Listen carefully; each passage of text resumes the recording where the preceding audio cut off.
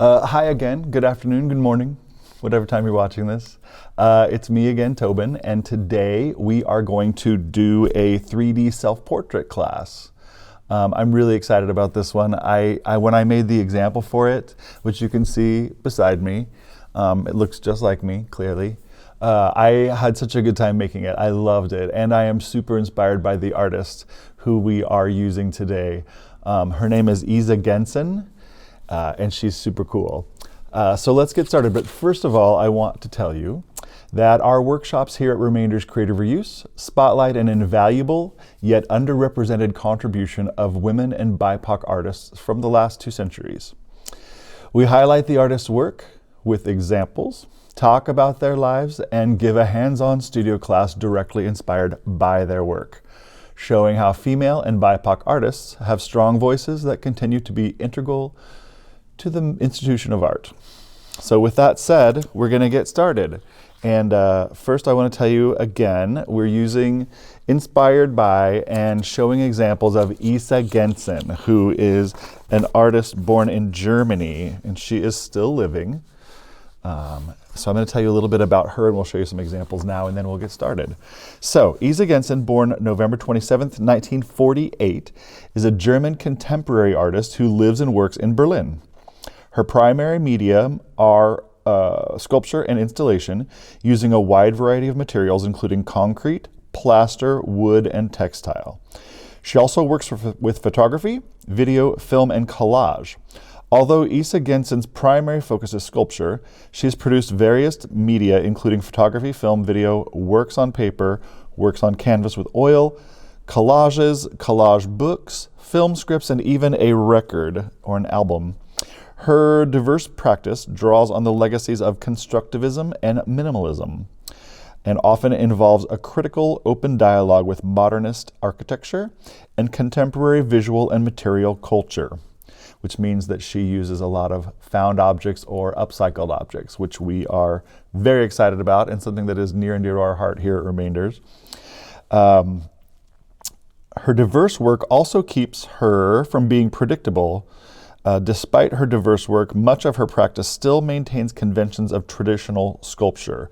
She uses plaster, cement, building examples, photographs, and bric-a-brac. She creates architectonic structures that have been described as contemporary ruins. The column is a recurring motif for Gensen, a pure architectural trope on which to explore relationships between high art and the mass-produced products of popular culture. Since the end of the second half of the 90s, Gensen has been conceptualizing sculptures and panel paintings in the shape of a bricolage of materials taken from DIY stores. See, there's the connection between Isa and Remainders. We are absolutely a DIY store. She also takes from photographs and newspaper clippings. She often uses materials that underline the temporary character of her works. As part of her deep-set interest in urban space, she also arranges complex and often disquieting installations with mannequins, dolls, photographs, and an array of found objects. Her work has undoubtedly impacted an art culture through her unique ability to create sculptures out of many materials such as wood, plaster, concrete, steel, epoxy resin, and even household kitchen materials, as seen in her Babies semblance from 1997. She redefined the art of creating sculptures and even combated discrimination against sculpture art in the 60s and 70s as she pursued her unique talent. Simply put, her work has been seen as an attempt to encourage and broaden the art of sculpture without eliminating it. Gensen's art and media have always stayed true to the logic of her work, which continues to be contradictory, unpredictable, and in opposition throughout the sculpture. Her sculptures have even been recognized as art that creates illusions with the mind and opens the imagination of the viewer. So that's a little bit about Isa Gensen, and you've seen examples of her work, and I think you can see how this idea today of a 3D self-portrait fits into her work. Much of her work is built with found objects, things from DIY stores, which is exactly what we do here. And also her work is clearly very sort of, much of it is seems to be oriented in figural work and showing different sorts of the figure and in abstract ways. So that's why we thought for a 3D sculpture class, she would be the perfect artist to be inspired by. And that is what I was inspired by while I made this 3D self-portrait of myself. Do you see the resemblance? I think it's there. I get it. So we're going to use this as our example, which I will bring to the Zoom class a week after this airs, so you can see it as well up close and I can answer questions. You can also call the store if you have any questions while you pick up stuff for the class. We will have little kits made for you and a little place to choose things, but you can also go throughout the store and grab other things you might like, or if you have things at home that you would rather use, you can also add those in the mix. It's all open, it's all available, it's all cool. Because we want you to enjoy this and also want you to make something that is indicative of you. So one way to do that is that things you already like at home are perfect ways to make a self-portrait. So as you can see in the example that I made and in Isa Genson's work, it's not really a sort of classical depiction of, or traditional depiction of a self-portrait like you would think. Like, you know, this doesn't necessarily look exactly like me. It has features of the way I think and the way I see things and the colors that I like and shapes that I like. And that's the approach that we've taken, a more abstract approach to making a self-portrait. But making it, instead of drawing it or painting it or taking a photograph of it, we're making it in the real world into a sculptural piece. So something that I used was this really great, you can see it better from the back, this really great fabric I loved. I thought this was really beautiful fabric. I love these colors. Pink is one of my favorite colors. Orange and yellow are two of my absolutely favorite colors. I love them so much. So this really grabbed me when I found it, and I thought it would be perfect to use. Underneath this is a mannequin head made of styrofoam that the face is cut off. So this is actually an upside down face. You can't really tell that much. Maybe a little bit. If I lift up the jewelry, you can see that here's the nose and here are the eyes.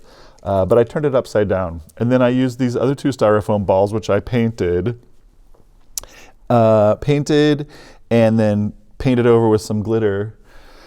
And then this really cool thing, which was something that was donated here at Remainders. It has a name, but I can't think of it, but it's like a ball of, it's a ball of cloth and fabric that's just been sewn together, and it was in a long string, almost like a Christmas ball string. But I decided to wrap that around there, and I used some more of the fabric down here.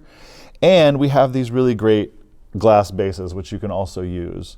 And all of it is put together with dowels or a secret ingredient, a secret thing that I'll tell you about. So let me move this over a little bit, and I'll show you our array of stuff. So first of all, this is the stuff that we have here at Remainders that we're going to provide to you that you can choose from. The glass base is really great. We've got a bunch of these that are perfect for this. We've got a few dowels, which are great. The dowel sticks in there. Actually, I think this one sticks better. And then we've got some really cool pipe cleaners that could be used. Here's this fabric that I used, some more of that fabric, which is great. We've got, of course, great fabrics to use. Here's some really cool, I picked out some jewelry that I thought was cool, that would be good. Of course, it's stuck together now. Like this is really awesome. And all of these, like these are really cool. I love these. This is really, really cool. I love that. And then we've got these styrofoam balls, which we have plenty of, we'll supply. And then my favorite thing, which I can't wait to use, is I found this super creepy little baby doll head. Look how gross this is. I love it. I can't wait to use it in the example today. So that's a few things. What you're also going to need is probably a pair of scissors, some glue, some tacky glue, which I have here, your good old glue gun. And then I used pins on this because I like holding things in place with pins.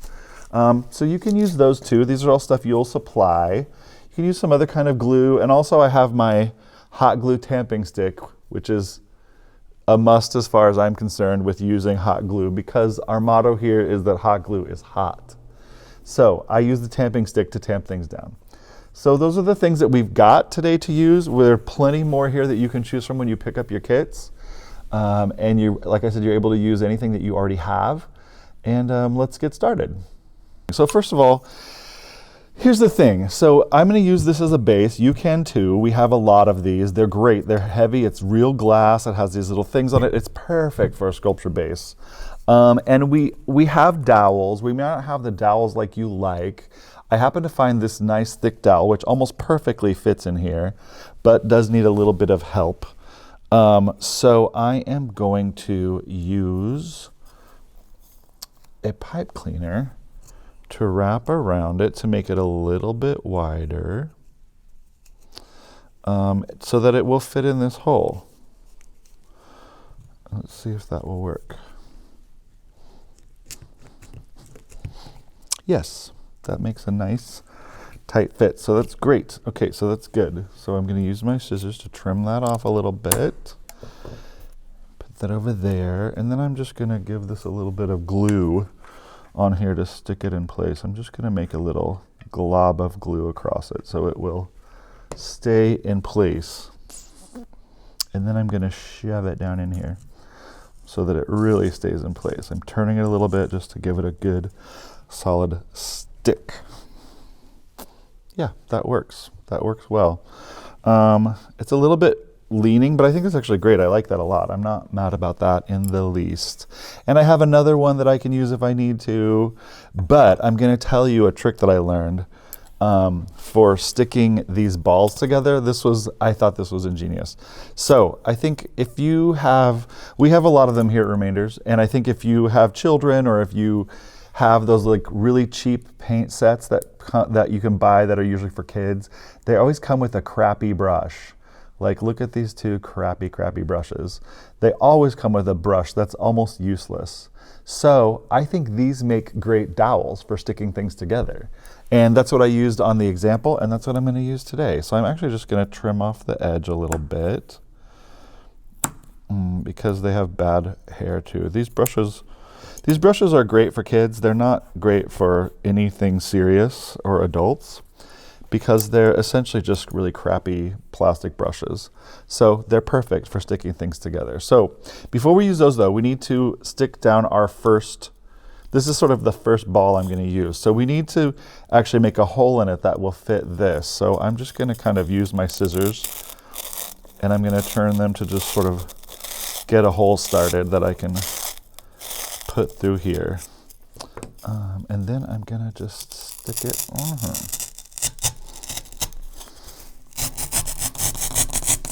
Oh, there we go. Popped right through. I'm going to bring that up a little bit. So there, we've got started. We've got a place to put this, and then I'm just going to like glue this in place, just to put a little bit of glue inside there so that it stays there. I'm just putting a tiny bit of glue. Slide it forward a little. Yeah, is that better? Yeah. So I'm just placing a little bit of glue around it. It will melt the styrofoam a little bit, but in melting it, it makes it really glue onto the stick. Can you hear that? It's the styrofoam melting, which is kind of cool. All right, so I've got my first one done. I've got that done. It's ready, Freddy. But what am I going to do to it next? Let's think. Well, we've got some more pipe cleaners. We have the jewelry. We have the pom-poms. I think actually pom-poms are the way to go. I think the pom-poms are the thing. So I'm going to start gluing some around here and just sort of seeing where they go. So I'm just going to glue some of these in place. I think they will look cool. I don't know if I want that color there. I like yellow, looks great with red. I think. I love yellow and red next to each other. It's like ketchup and mustard, but it's better. So I'm going to place those there. I'm going to place another pink one over here because pink looks good with everything. Like, you can't name a color that pink doesn't look good with. Like, I don't think. It looks great with black. It looks great with yellow, red. Red and pink are a really great combination because you wouldn't think they would work together, but they look amazing together. So I'm just going to place a few of these on here and just get it started. There, this one can go right there. Just a little bit of glue. You don't need a lot. Remember, hot glue is hot. That's our motto. And it also melts into the styrofoam. So we're just getting that started a little bit. I think I want to actually cover this one with my cool fabric. So I'm going to start working on that. I'm going to let this dry a little bit. Let it dry into place. There's a lot of hot glue strings coming off of it. So I need to see how this will fit around here. And then I will cut it appropriately. Is that good? Okay. So I think it actually, yeah, I think it go like that, and I'll trim off the edge. Because see, what I like about this is that the pattern is really cool, but also we could do some sort of folding on it to make it fit really well, which is great. I love that. See, already that's looking really cool. So what I'm going to do first is I'm going to lay down a little bit of tacky glue to keep our fabric in place while I really like put it on a good place.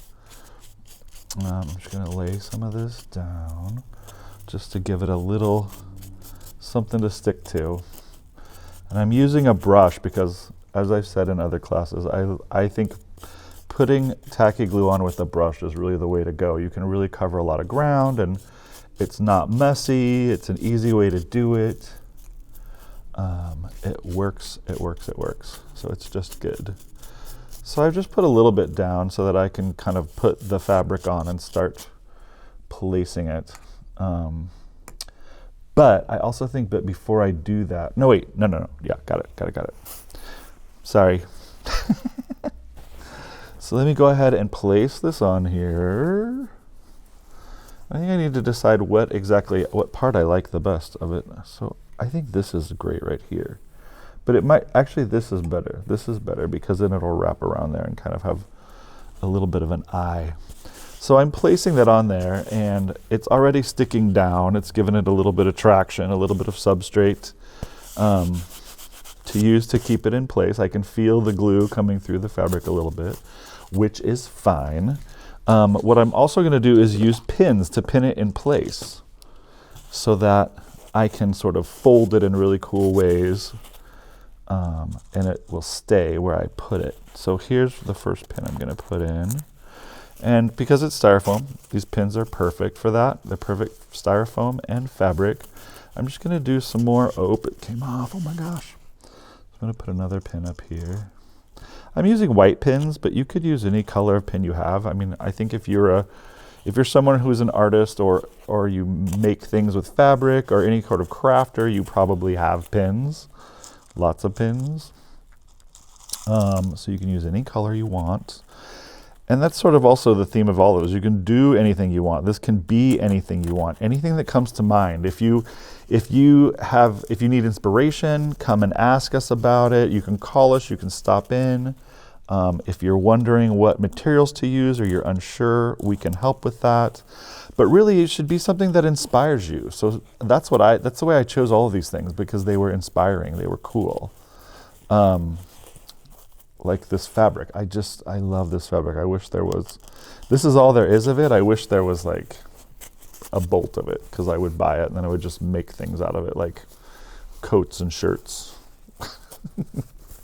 and things of that nature. So again, I'm just sort of folding as I go and pinning it in place using, so I'm trying to cover this whole round section. So I'm going to do that over here too. Yeah, I'm going to pin that down. I'm going to pin this down. See, it's making some really interesting folds and sort of altering the way the pattern looks, which I really, really like. So, one more. I think we should get it in just a couple of more. All right. So I'm trying to be very deliberate with the way I fold the fabric. I'm trying to be very specific so that it lays down in a really lovely way. You see, like there's a good example right there of making it lay down in a nice way. I'm also going to go over this with the tacky glue to really like glue it in place. You can see that on the example that I really covered it in tacky glue so that it would just be nice and solid. So again, I'm just pinning these sections down into place.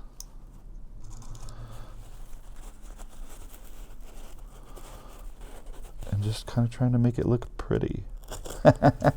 Or interesting is probably a better word. I don't know if I want things to be pretty. So you can see this is working out. I like this, but I'm going to actually cut this excess off. And then just pin the rest of it down or use the glue on it, either one. I'm just going to trim this around and meet up over here. Where is that? Let's see. Just trimming it.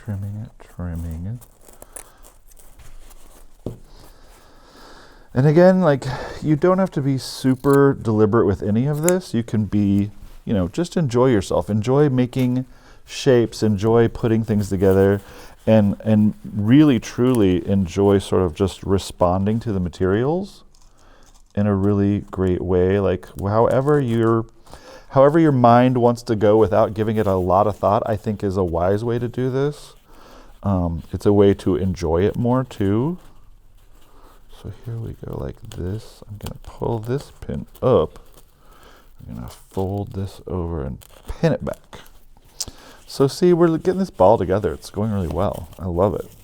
I'm going to do one last pin and pin these two things in place. And then we're going to start covering it in glue. But first of all, what I want to do is attach it to our main thing. So we want to attach it to start making our shape. So I need to decide where this will go, what this will look like. I think it kind of needs to go like this. I think it needs to go here. So I'm going to use my cheap brushes that I showed you before to start making. I'm going to go in at an angle. So see, I'm just pressing this in, just pressing it in a ways. So that it acts as a dowel, and then I'm going to press the other end into here. And voila, we have a sculpture. So see, that's looking pretty good. I'm really happy with this so far. I can go ahead and put more tacky glue on this to cover it and make it really shiny and hard. The tacky glue or Mod Podge you actually can use too, to just go in and like make this really good. I think actually this tacky glue is Mod Podge. I don't think it's tacky glue, I think it's Mod Podge. But see, I'm just gonna go over the top of it a little bit just to show you what you can do. It's just a great chance to let it soak into the fabric and become one with that styrofoam. It's really good in that way. So see, I'm just going over it. Just going over it, just letting that Mod Podge soak into the fabric and make it part of the styrofoam. And you can be really liberal with it. You can be just use a lot of it. Liberal, not politically, liberal with the glue. Just get in there with it and make it really soaked. You can see how I'm really soaking it. And don't worry if it looks white like this, because Mod Podge and tacky glue both dry clear. So it'll dry clear and kind of hard. So it'll be perfect. It's perfect for this because it essentially turns this fabric into a type sort of like a plastic, which is really great. So see, I could cover this whole thing with that, and that would make it really, really dry up nicely and be really good. And it's just gonna soak in. That Mod Podge is just soaking into the fabric. It's really good. I love it. I love using Mod Podge. It's really awesome. So we've got that going. What else should we do? I think it might be time to attach some of these really great jewelry. Wait, I better do this though. I better do this. I love this creepy baby head. Let's see. So since this is a self-portrait, We want to make it into something that is indicative of my own thoughts and feelings and things like that. So because I respond to this creepy baby head so much, I want to figure out where I would most like to place it, where I think it would be cool. So I'm just going to take sort of a look around. I think it might be good there. Oh yeah, I love it there, actually. I think it'd be great there. See if you can see it on the camera. Like, I think I'm going to put it right there. I think, sort of there-ish. Or maybe upside down. Should it be upside down? Oh, I don't know. That's such a good, yeah, I think I like it that way. All right, so I'm going to glue this on there. I'm going to get my hot glue. Ooh, this is going to be hard. I'm just going to go around the edge and try not to burn myself with it, to get it around the edge of the baby head, the creepy baby head. And it's melting the baby head a little bit, which I don't care about. I think it looks cool that way.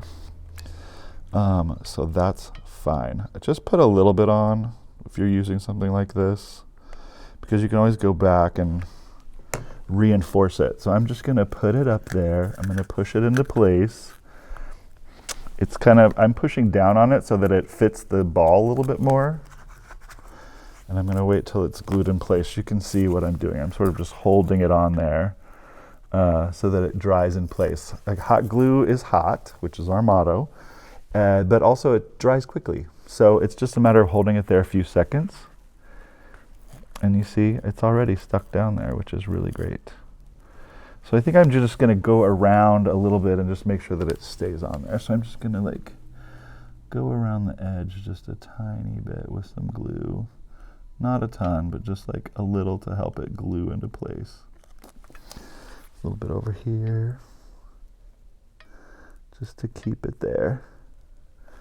We don't want our creepy baby head to move. So see, this is off to a good start. This is off to a really good start. I've got a lot of things to choose from. I have these really great, these other really cool little white styrofoam balls, which would be awesome on here. This would be great. I've got more of these pom-poms, which are really amazing and wonderful, would be good to use.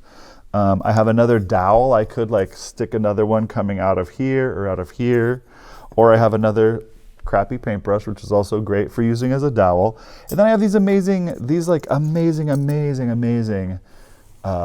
pieces of jewelry, which would be really, really good. Like, and not even hard to attach. Like, literally, this jewelry still has the pin on the back of it. I can just use it as a way to attach that down. See, like, that could go like that. Or I could move it around. It could be any number of places. Anywhere that I think it responds, I respond to it at. Like, see, we're off to a really good start with this. I think it's looking really good. I've got other things to choose from. All of this stuff, the stuff that I don't use actually will be put back in circulation. So this might be something you want to grab. If you see something here that you're interested in, ask about it. I'll put all of this stuff on the shelf with the stuff for the kits for the class. So you might find some of this in the stuff you're looking for. And you just want to make it according to the way you see yourself, whether that's the way you see yourself inside, or an idea of yourself, or an expression of who you are and what your likes are and what your interests are. That's what it should be. That's what this self-portrait should be, this 3D self-portrait. And hopefully we have a lot of the things that you need here, but you can use stuff that you have at home. You can go around and look at other stuff in the store when you come to pick up your kit and all your supplies. Just ask if you don't see something you like on the shelf. Just go out and search for it, or ask us where it is. We'll be happy to point it out for you. So while I continue to work on my new friend, my old friend and I, my old self and my new self, we're going to let you start working on your 3D self-portrait. And we hope that you will come to the Zoom class a week after this airs, the live Zoom class where you'll bring what you've made. I'll bring my friend here, probably both of them, and you bring what you made, because I can't wait to see it, and it's going to be such a good time. Those Zoom classes are a hoot. Everyone comes, brings what they made. We had one that was a headdress class. Everyone put their headdress on. We took a screenshot of the Zoom class. It was so much fun. And it just feels good to socialize with people and show what you've done and look at what other people have made. It's a great feeling. I leave those Zoom classes feeling amazing. And I'm sure that you will too. And I hope that you'll join us, especially if you have questions or you're unsure how to do any of this. That's what the Zoom class is for, is to come and socialize, ask questions, and show off what you've made. So I'm going to let you go do that, get started on your 3D sculptures, and I want to let you know that this class and others like it here at Remainders Creative Reuse are made possible by a generous grant from the City of Pasadena Arts and Culture Commission, and we thank them. We so appreciate their help, and we thank you. We are so appreciative of you that take these classes and come in and buy things, and we get a chance to talk to you and meet you. This is what it's all about as a community, and we thank you so much for supporting us. So until next time and the Zoom class, I'll see you later. Bye.